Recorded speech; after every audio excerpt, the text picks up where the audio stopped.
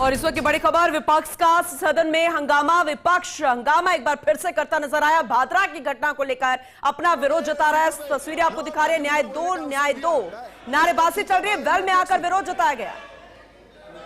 दो मिनट पहले सीटों में जाएंगे, फिर सुनूंगा।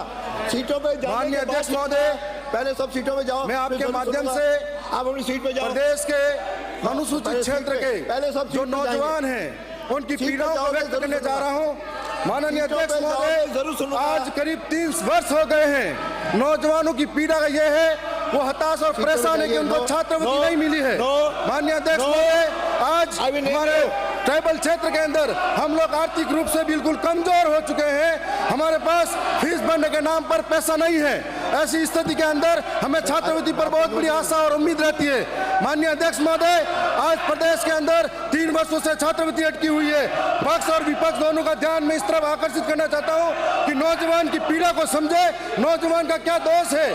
आज हम लोग इस स्थिति से गुजर रहे हैं कि हमारे नौजवान जो आज ट्राइबल क्षेत्र और अनुसूचित क्षेत्र के अंदर उनको फीस भरने के लिए अहमदाबाद, मुंबई, गुजरात तक जाना पड़ता है। ऐसी स्थिति उत्पन्न हो जाती है कि उनको जमीनें गिरवे रखनी पड़ती है, गहने गिरवे रखने पड़ते हैं। 3 वर्षों से छात्रवृत्ति लंबित पड़ी है। मैं पक्ष और विपक्ष से हाथ जोड़ के निवेदन करता हूं। पॉलिटिकल एडिटर योगेश शर्मा जी हमारे साथ जुड़ चुके हैं, ज्यादा जानकारी उनसे लेंगे। योगेश जी, हम सुबह भी चर्चा कर रहे थे कि इस तरीके से अपनी तैयारी के साथ विपक्ष आ सकता है, लेकिन क्या ये प्रोसेस के तहत है या फिर वो पूरी रणनीति के साथ उतरा है? देखिए पूनम, भादरा का जो विवाद है, जी जी, पहले भी नेता प्रतिपक्ष टीकाराम जूली ने इस मामले को उठाया था सदन के अंदर। आज नौहर के कांग्रेस के विधायक अमित चाचान ने स्थगन के जरिए इस मामले को सदन में उठाया। भादरा में नगर पालिका चेयरमैन का उपचुनाव होना है जी, और उपचुनाव के दिन उपचुनाव होना था, तब चुनाव अधिकारी अचानक से छुट्टी पर चले गए और उसके बाद से ये विवाद खड़ा हो गया।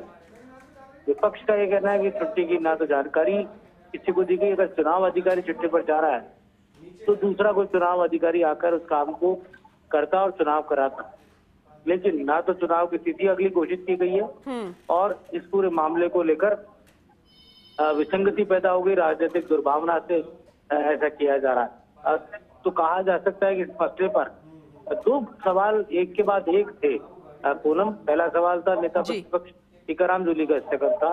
उन्होंने आरोप लगाया कि राजस्थान की सरकार में एक पत्र ऐसा जारी किया गया है, उस पत्र के बाद और खास तौर से जितने भी सड़क और अन्य विकास कार्य होते हैं उसमें जो बीजेपी के टिकट पर विधानसभा का चुनाव जो हार गए थे नेता, उनकी रिकमेंडेशन को सरकार के अधिकारी ले रहे हैं। जी जी, ये संविधान के खिलाफ है।